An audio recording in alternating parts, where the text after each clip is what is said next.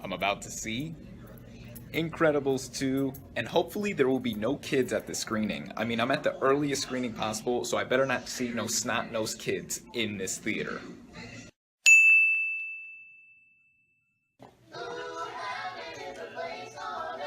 Well, my dreams were quickly dashed.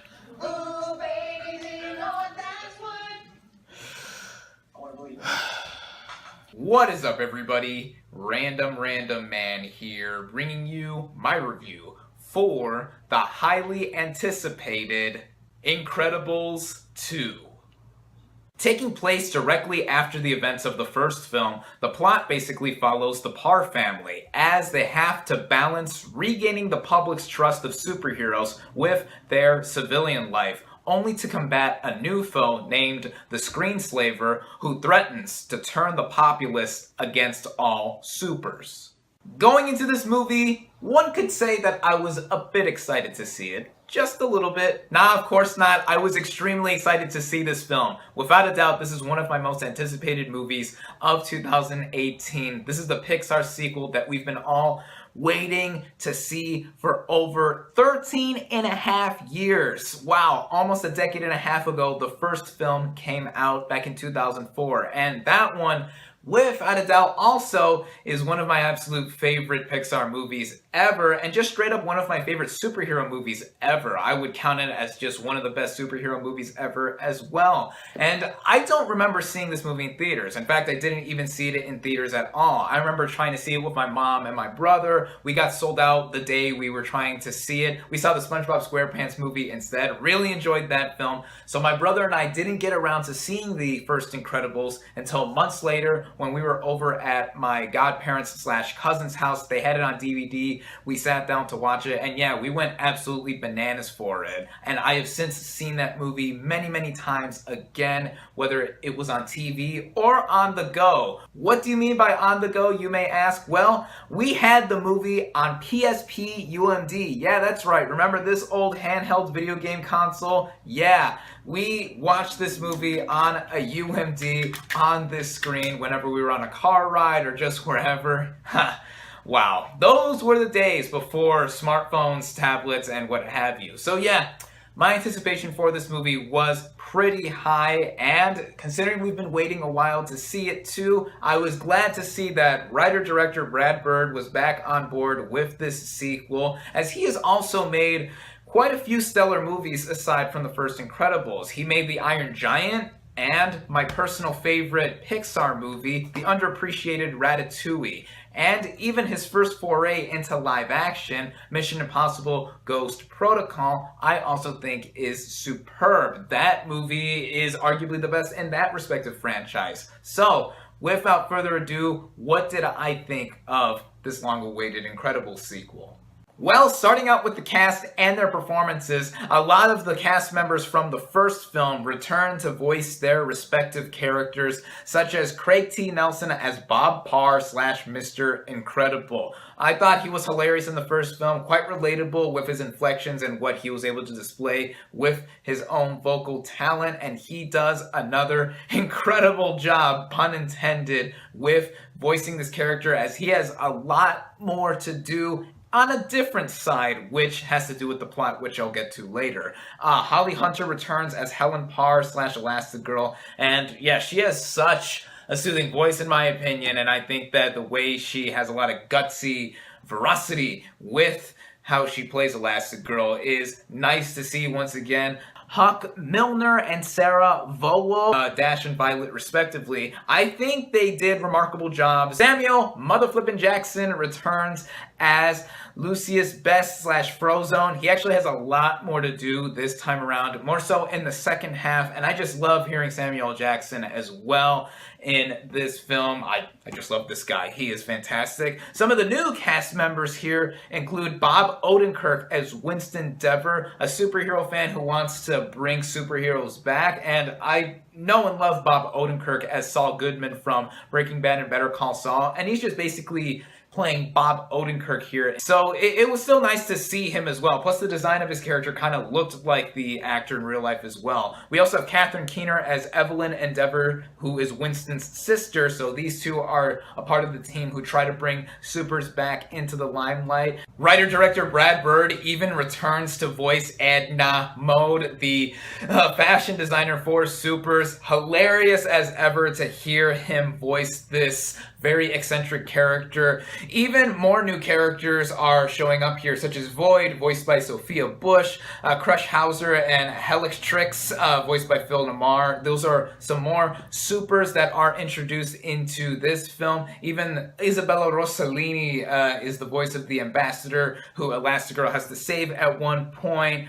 No matter what, no matter the vocal talent, everybody in this film does an excellent job voicing their characters. The writing here, and by extension the prowess of the direction and focus by Brad Bird here, brings a lot of viewers, such as myself, back to watching The Incredibles for the first time, not only with the animation, which I'll get to later, but also with how it literally picks up directly after the first film's conclusion. So this is made to be a perfect back-to-back double feature. Very few movies do that. One other family-friendly series that has done that in the past is the Muppets franchise, with 2011's The Muppets and 2014's Muppets Most Wanted, which I love to see a lot more films do. I assume there are those who would have preferred to see the kids grow up and see what could happen many years later with superheroes still being illegal in the future of this series, but I think picking up directly where the first one left off with this sequel was the right way to go as we quickly get back into the swing of things with the conclusion of the first film, seeing the Incredibles themselves facing off against the Underminer, voiced by John Ratzenberger, who's always a staple in the vocal talent of Pixar movies. This was quite a thrilling way to begin this film, and in continuing on with what has happened before in the first movie, it reinforces firmly that superheroes are still illegal, which goes to show that these supers, this family of supers, still have to maintain balancing how they are with civilian life, but also really wanting to get back out there and stop crime all over. This is something that Brad Bird has definitely taken a lot of thought into trying to bring back onto the screen, as he has been open in saying that he didn't necessarily feel right in doing an Incredible sequel unless he had the right story to tell. I mean, in the time span since the original film came out in 2004, we have gotten 3 Cars sequels, a Monsters, Inc. prequel, and a Finding Nemo sequel. Even so, also, The Incredibles even predates the Marvel Cinematic Universe by a few years. So a lot has happened in between The Incredibles and The Incredibles 2 time-wise in the realm of film, specifically superhero films. Yet this movie still feels on its own and full of weight with what is going on with these characters. This time around also brings kind of a role reversal in regards to how Elastigirl and Mr. Incredible are utilized with the plot, as the first film saw a lot of the focus being put on Mr. Incredible trying to relive the glory days and how he was a thriving superhero beforehand, and really Elastigirl staying home taking care of the kids. In this sequel, though, we see the roles reversed in how, again, both Mr. Incredible, Elastigirl, and even Frozone are approached by Bob Odenkirk's Endeavor character in how he wants to bring supers back into the limelight. And specifically, he wants to use Elastigirl to do that. Now, that means, of course, Mr. Incredible has to stay home with the kids. A lot of hilarity ensues there, but before I get into that, with Elastigirl being the main focus of the superhero plot this time around, for the most part, it was nice to see that it wasn't just a ploy for female empowerment. I mean, yes, it's nice to see Elastigirl and her powers be used all around, but there's a specific reason as to why she is used instead of Mr. Incredible. To put it simply, she causes less collateral damage, which I thought was a nice touch to put. And while Elastigirl is off doing super things on her own, Mr. Incredible is back at home taking care of his 3 kids. And the movie, I think, makes a clever point in that while you may not be doing superhero deeds by stopping bad guys at home, you are being a hero in your own right in taking care of children, as that's a big task to undertake, especially when you have multiple of them. And one of them does include baby Jack Jack, and oh my god, Jack Jack as a character and just an overall presence steals this movie without a doubt, as he is coming to terms with his own powers and just Mr. Incredible coming to terms with having a superpowered baby and not realizing what is going on half the time, him being tired, exhausted. Yeah, a lot of hilarity does ensue with the antics that Mr. Incredible goes through with his 3 kids, and Jack Jack specifically. Oh my god, man. Yeah, I could not get enough of Jack Jack as a character. But then this also goes back to the heart that this movie has as well, as while Mr. Incredible is taking care of his 3 kids, he also has to try to sort out what happens with Violet and her subplot, which also shows what these movies are all about, first and foremost, and it's obvious, family. Family first and staying together as a tight unit. I also feel that there's a balance between the screen time and focusing on Elastigirl and Mr. Incredible with their respective plot threads, as one of my few concerns going into this sequel is that we were just going to see the same thing all over again, a la Finding Dory, despite me really enjoying Finding Dory in its own right, but also it being essentially an animated version of Mr. Mom with Mr. Incredible's side of his story. Lo and behold, though, and much to my satisfaction, there is an equal balance of screen time in my opinion, but also a sense of freshness as well that still makes it reminiscent of the first film in all the best ways possible, while progressing the story and seeing what could happen next with these characters. And with all of that being said as well, in us seeing all of this play out, this gets into the animation, and it's an understatement to say that a Pixar movie released in the year 2018 would be nothing less than phenomenally constructed with all of its visuals. Seeing the huge jump from the original Incredibles also to this movie shows what a difference a decade can make in regards to how animation has progressed, not only with how smooth all the action looks, but also with the colors, the vibrant creativity with what is being shown on screen. I mean, I feel like I and many other people who are not in the film or animation industry take for granted for how it takes a lot of power to just put in the effort to show all of these visuals on screen, and it's a lot of work. Even the intro before this movie started showed how much work goes into the animation, the rendering process, anything like that. And they even understand that it was like 14 years for us to wait for this movie, but they even said it was all worth it. And on the animation alone, I do think the wait was worth it to see all of the colors, the creativity with some of the superpowers being used, and the action being exhilarating. One action sequence that stuck out in my mind had to do with Elastigirl chasing down a runaway monorail on a motorbike of all things, and one would ask, why would she, of all supers, need a motorbike to help her out since she has elastic and flexible powers already? Aha! The animators, and by extension Brad Bird with his script, find ingenious ways for her to be able to maneuver around this chase that she has to end, and it makes for something that adds on to the excitement value that this movie has. On the opposite side, what has humor involved with one action scene has to do with Jack Jack squaring off against a raccoon.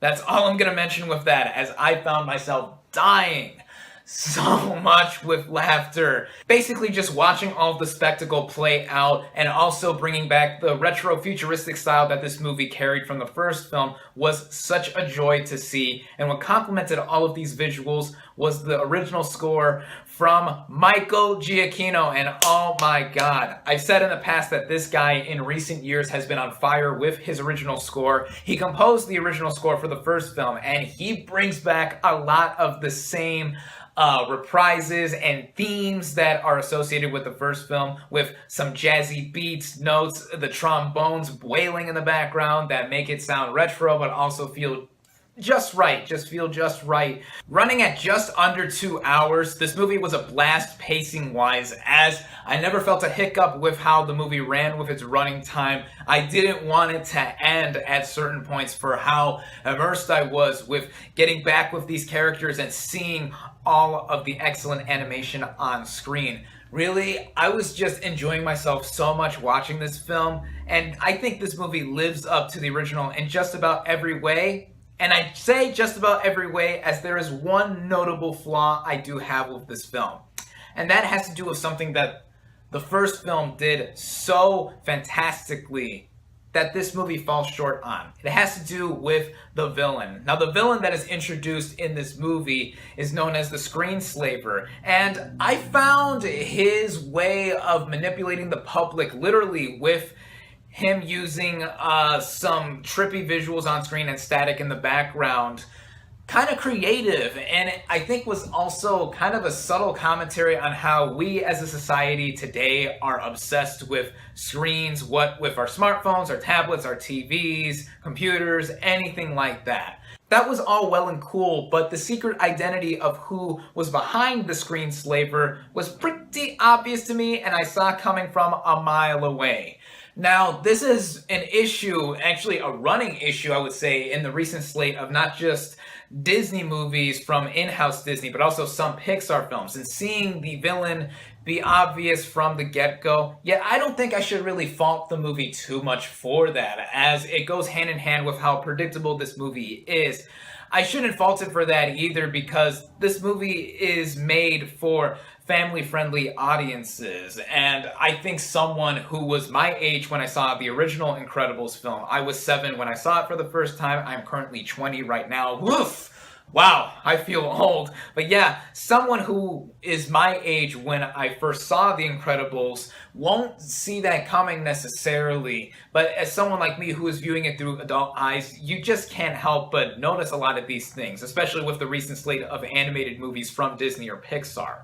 That was definitely something I noticed pale in comparison to the first film, as we had the tremendous Syndrome in the first film, and his motivations actually being well developed and fleshed out there too. But other than that qualm, I think Incredibles 2 does just about everything right to live up to the greatness of the first Incredibles movie. Just getting back with these characters, the animation, every single note of praise that I have mentioned before really does apply with this sequel. It comes close to the first film as a great sequel could ever do, even without entirely surpassing it in my eyes.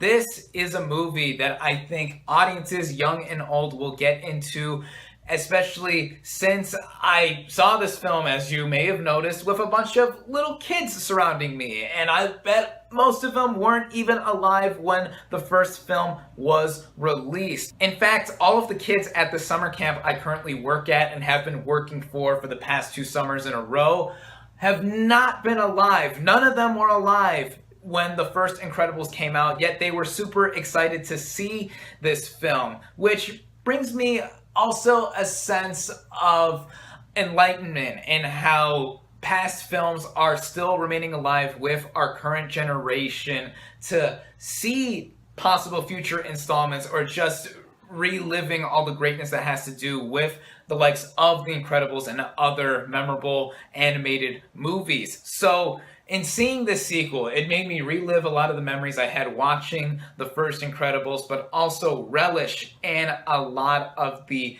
fantastic stuff that was offered with Incredibles 2. In my eyes, this sequel was well worth the wait. This and Isle of Dogs are the only 2 animated movies that I have seen in 2018 thus far, yet I love both these films for what they do, and not just being stellar animated movies, but just fantastic movies in general. As yes, I love Incredibles 2, if it wasn't clear already, as I think that this movie is simply incredible. Pun intended. This movie is one of my favorite movies of the year thus far. I highly recommend it. Psst. By the way, if you're seeing this film, make sure to get to the theater early, as in true Pixar fashion, you will be treated to a delightful animated short titled Bow. And I think it is outstanding, and in also true Pixar fashion, it will try to get you right in the feels, which I think it so effectively did.